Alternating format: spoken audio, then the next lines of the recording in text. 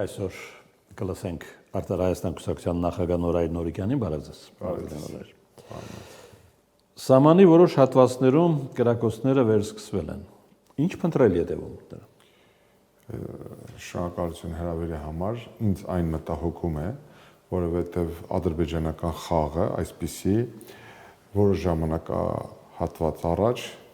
ցուցադրել է իր իրական դեմքը, այսինքն Ալիևը քարոզչական ֆոն է ապահովում, փորձում են նաև այսպիսի կրակոցների մասին սուտ մանիպուլյատիվ ակնհայտենք քարոզչական ֆոն ապահովել, փորձելով հետագայում արդարացնել իր ագրեսիվ եւ ռազմական էսկալացիոն գործողությունները։ Ես պետք է զգոնության նախանշան է պատրաստվում։ Այո, նաև չի բացառում։ Հնարավոր է ցանկացած բան ինչ-որ բան փոխվի, բայց Ալիևը, այսպես ասենք, ինքը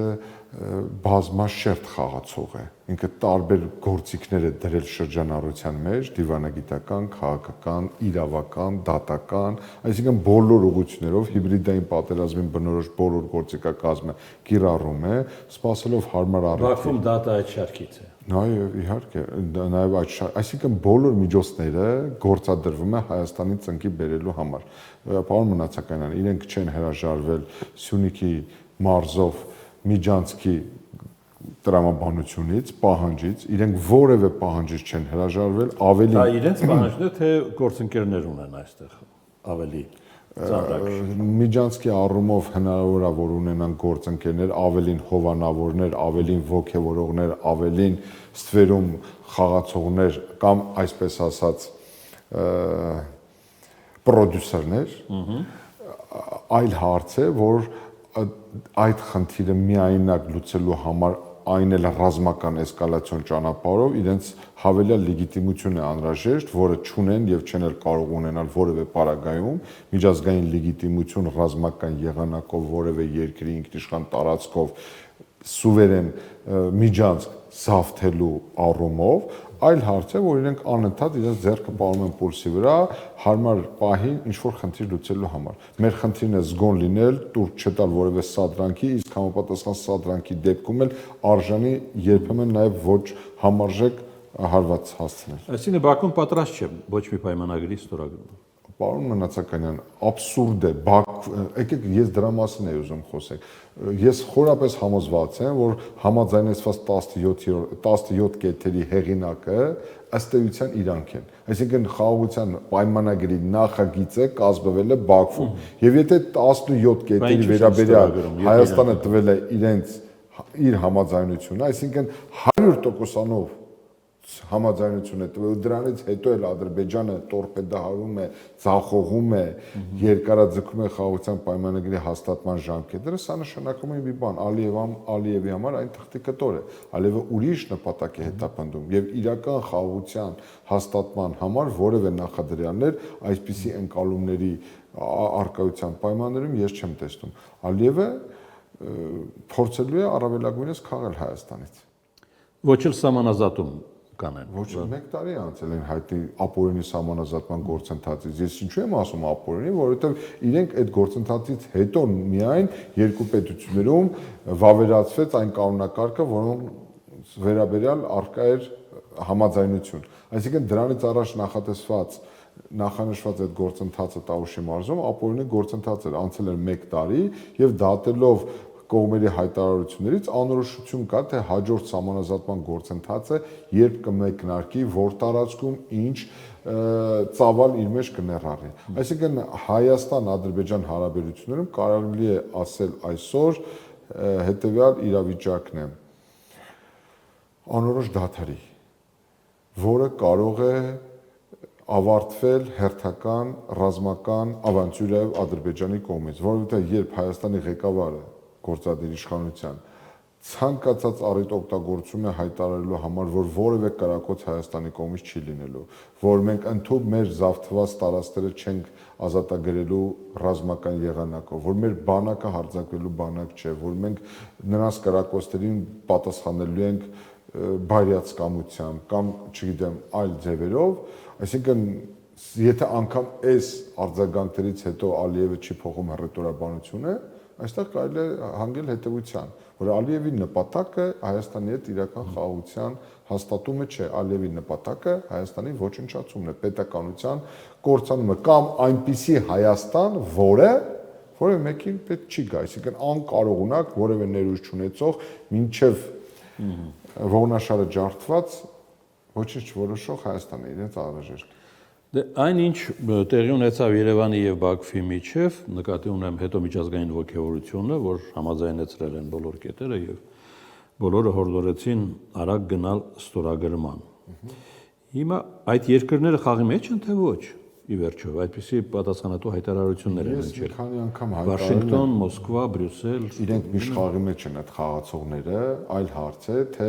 այդ խաղում ովքեր են հանդիսատեսները։ Այսինքն, եթե մեջ են, ուրեմն որևէ մեկը պետք է հարցնի, չէ, ինչու չի ստորագրվում։ Այո, հարցնում են, բայց այստեղ խնդիրը ազնվության եւ անկեղծության մեջ է, բաց լինելու մեջ է։ Պարոն Մնացականյան, ես հեռու եմ այն մտքից եւ վերջին 1-2 տարիների ընթացքում մշտապես ասել եմ հետեւյալը. Հայաստանը եւ Ադրբեջանը, Ալիևը եւ Փաշինյանը այն ներուժ ունեցող երկրներն ու պետական գործիչները չեն, որոնք մեր տարածաշրջանում կարող են նման գլոբալ կոնֆլիկտի լուծման ճարտարապետներ հանդիսանան առանց հաշվի առնելու միջազգային խաղացողների կարծիքն ու դերակատարությունը։ Ավելին ես բազմիցս անգամ ընդգծել եմ, որ տարածաշրջանի վերաբերյալ անվտանգային միջազգային խաղացողները Երևանի օգտին են արտահայտվում։ Հիմա ինչ։ Օգտին արտահայտվելը մեկ այլ բան է, բայց հողի վրա խնդիր լուծելը բոլորովին այլ բան է։ Հետո դուք հիշեք 40-ամյա պատերազմի ընթացքում էլ բազմաթիվ մենք հայ ժողովրդի Հայաստանի Արցախահայության վերաբերյալ հայտարարություն ենք լսել, ավելին էթնիկ զտումից առաջ Ամերիկայի Միացյալ Նահանգները ամենաբարձր հասկանալի է, բայց հիմա ասում են պետք է վերջ դնել այդ կոնֆլիկտին։ Ես էլ ասում եմ, պարոն Մնացականյան, չկա միջազգային կոնսենսուս։ Դա Հայաստանին չի ուղղված, չէ՞ պարզ է։ Իհարկե, հիմա բոլորի համար պարզ է, որ այդ ճնշումները Ադրբեջանի ուղղությամբ են, բայց արդյոք այդ ճնշումները հասնում են իրենց նպատակին։ Արդյոք այդ ճնշումները տալիս են որևէ արդյունք։ Շատ լավ, Ադրբեջանի նկատմամբ կան նաև մարդու իրավունքների տեսանկյունից ճնշումներ, Եվրոխորհրդարանում է այլ բնույթի հայտարարություններ արվում, անվերապահ գերիներին ազատելու մասին պահանջներ են ներկայացնում, Եվրոխորհրդում է այդ հարցերը ուրեմն բարձրացում։ Այս ամեն ինչը տալիս է հնարավորություն առերևույթ արձանագրելու, որ Ադրբեջանը մամլիչի տակ է միջազգային։ Այսինքն Բաքուն կմարսի նաև Բաքվի այս դատավարությունը, այս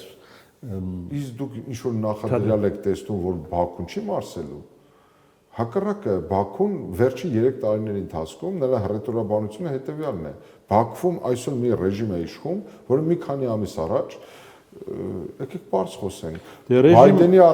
վարչակազմի վրա էր ցեղ շպրտում, Պուտինից էր ներողություն պահանջում, Մակրոնից էր պահանջում ներողություն, Իրանից էր պահանջում ներողություն, այսինքն մենք գործ ունենք մի սանդարձակ վարչակազմի հետ,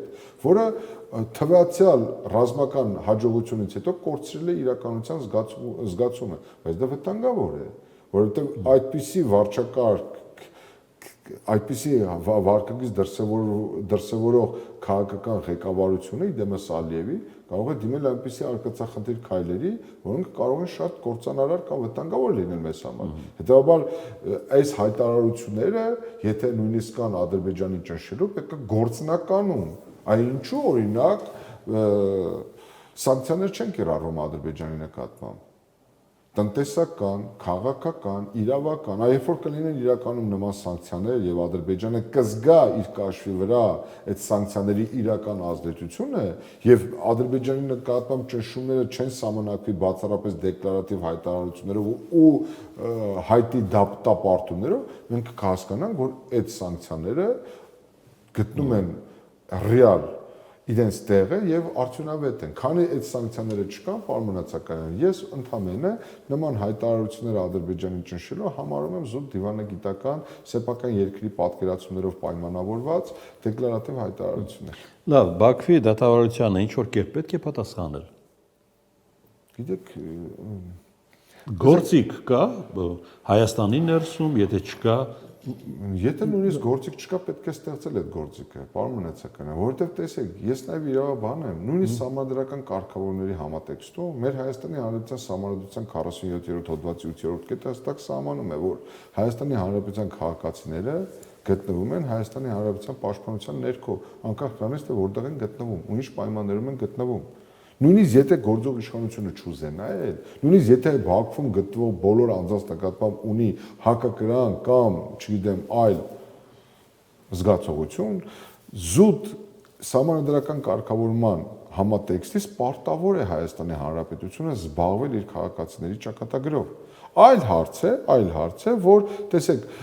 պատճառաբանվում է չմիջամտելը ունի հետևյալ պատճառաբանությունը, որպեսզի մենք այդ մարդկանց կյանքը ել ավելի չվատթարացնենք, բայց ինչ է ստացվում։ Ստացվում է հետևյալը, այդ մարդկանց դատելու արդյունքում դատվում է Հայաստանի Հանրապետությունը։ Գիտեք, ես չեմ ուզում որ գույները խտաստել, բայց ոչ էլ ուզում եմ նվազեցնել։ Հայաստանի Հանրապետությունը Ադրբեջանի Հանրապետությունում մեղադրվում է ռազմական հանցագործությունների, Հայաստանի բոլոր ժամանակների ղեկավարներին մեղսագրվում է ռազմական հանցագործություններ կատարելու, ադրբեջանական ժողովրդի դեմ ցեղասպանություն կատարելու ցնդաբանություն։ Այսպես ասած, ինչպես ասում են, սելի փոխարեն սել որն է ճռում, ինչպես ասում են, զոյի փոխարեն գազանն է գոռում, որ ինքը դարձել է զո։ Այն պայմաններում այստեղ պարմանացականան, նույնիսկ եթե Ադրբեջանի ուղիղ դեմ աշխատանք չկատարվի, Հայաստանը պարտավոր է միջազգային բոլոր հարթակներում թույլ չտալ, որպեսզի նենգափոխվի Արցախյան հակամարտության էությունը, բովանդակությունը, արցախցին, հայաստանցին, Հայաստանի քաղաքացին, Հայաստանը հենց այնպես քնից չի զարթնել ու մղվել Արցախյան հակամարտության պայքարին։ Սա եղել է ազգային պաշտպանության պայքար, արցախցիների կյանքի իրավունքի պաշտպանության պայքար, գոյության պայքար է եղել։ Սրա մասին է խոսքը։ Եկանք Գյումրի, հասանք։ Գյումրի ընտրությունները ավարտվեցին, հիմա ում օգտին ավարտվեցին, նախ դա եմ ուզում որ։ Խաղը չի ավարտվել։ Չի ավարտվել։ Ապրիլի 16-ին տեղի ունենալու Գյումրու նոր ընտիրավական ու անդրանիկ նիստը հաշվի առնելով այն հանգամանքը, որ որևէ քաղաքական ուժի այդպես է չհաջողվեց ստանալ գյումրեցիների վստահության 50 եւ ավելի տոկոսի ձայնը, որը հնարավորություն կտար միանձնյա ձևավորել քաղաքային համայնքային իշխանություն եւ համայնքի ղեկավար, բնականաբար ըստ գործող ընտրական օրենսգիր սահմանադրական օրենքի կարգավորումների Գյումրու ավականու անդրանիկ նիստում պետք է ընտրվի ավականու կողմից Գյումրու համայնքի նոր ղեկավար։ Դատելով այն հայտարարություններից համաձայն որի 4 քաղաքական ուժեր հայտարարել են, որ առաջադրելու են Վարդան Ղուկասյանի թեկնածությունը, բայց ես առաջիններից մեկն էի, որ արձագանք։ Այսինքն դա դեռ կասկածելի է։ Իհարկե, որովհետև նույնիսկ այդ 4 քաղաքական ուժերը պապայի արև երթվեն, որ առաջադրելու են ու եւ առաջադրելու են եւ պաշտպանելու են եւ քվեարկելու են Վարդան Ղուկասյանի օգտին, միայն այն հանգամանքը, որ գործող իշխանությունը չի հայտարարել, որ չի առաջադրելու թեկնածու, իսկ տրամադրությունները այնպիսին են, որ ամեն դեպքում այդ օրը ԿՊ-ն առաջադրելու է համայնքի ղեկավարի թեկնածու, դատելով այդ զարգացումներից, նաև հաշվի առնելով նախկինում ունեցած որոշ նախադեպեր, ես չեմ բացառում, որ մարդագողության հերթական գործընթացի մենք ականատես կլինենք, որովհետև ԿՊ-ին պակասում է 3 ձայն եւ չի բացառվում, որ ԿՊ-ի օգտին քվեարկեն այնպիսի անձինք, որոնք այսօր հանդես են գալիս մնացած այլ կուսակցությունների կամ քաղաքական ուժերի շարքում։ Հետևաբար խաղը չի ավարտվել, կապրենք տեսնենք թե ինչպիսի ավականո նիստ տեղի կունենա եւ ով կընտրվի համայնքի համայնքի ղեկավար Գյումրիում, որովհետեւ տեսեք, այսինքն եթե անգամ ձեր ասած սցենարը աշխատի, դա կբերի վերջակետի ընտրությունների փուլը փակվում է, ընտրությունները համարվում է ավարտված եւ Գյումրին անցնում է իր Երևանում այդպես բնականոն կյանքի։ Երևանում այդպես եղավ, որովհետև գործող իշխանությունը չուներ բացարձակ մեծամասնություն, այլ ուժեր միացան իրենց, դա էլ չէր բավականացնում, հետո այլ ուժերի անդամներ ապահովեցին քվորում, մեծամասնություն ընտրեցին եւ թեման փակվեց։ Կրկնում եմ, չեմ կարող ասել, որ նույնությամբ կկրկնվի Երևանի ճակատագիրը, Գյումրին ունի իր առանձնահատկությունները, բայց տեսեք, խնդիրը հետեւյալն է, պարոն Մնացականյան, այստեղ այլ քաղաքական ուժերի դրությունը բարթանում է նրանով, որ իրենց մեջ կա խորքային անձնական հարաբերություններ։ Եթե իրենց մեջ տարաձայնություններ չլիներ, իրենք անվերապահ Դե հայտարարվեց, որ հաղթարված է այդ տարաձայնությունը։ Չէ, բացարձակ, ճիշտ հակառակը, ընդհանրապես նույն 18 թվականի բանը հայտարարություններ նմանությամբ մենք կօգնենք, որպեսզի Նիկոլ Փաշինյանը դառնա վարչապետ, այստեղ էլ մենք կօգնենք, որպեսզի Վարդան Ղուկասյանը ընտրվի համայնքի ղեկավար։ Հետո մեծամասնության խնդիր կա այնտեղ։ Հետո դրանից հետո Այսինքն տուժում է քաղաքը բոլոր սցենարներում։ Իհարկե, որտեղ Գյումրի կառավարումը Գյումրի կառավարումը նախ վերջի տարիներին էլ դա չէր շահում, որովհետև ձևավորված քաղաքական ներկայապանակը այդպեսին չէր, եւ երկրորդը սա նաեւ բերում է մեզ այն հանգրվանի, որ այն կառավարման մոդելը, որը ընտրվել է թիմ համակարգի նկատմամբ, չի արդարացնում իրեն։ Ի վերջո, պարոն Մնացականյան, մենք շատ ենք գերագնահատում ընդհանրապես թիմ ընտրությունները։ Վերջը մենք պետք է հասնենք այն մակարդակին, որ թիմ մարմինները, համայնքի ղեկավարը եւ Դե Գյումրին մի առանձնահատկություն ուներ ըստ ընդդիմության, եթե Գյումրիում հաջողությունը ճպտում է ընդդիմությանը,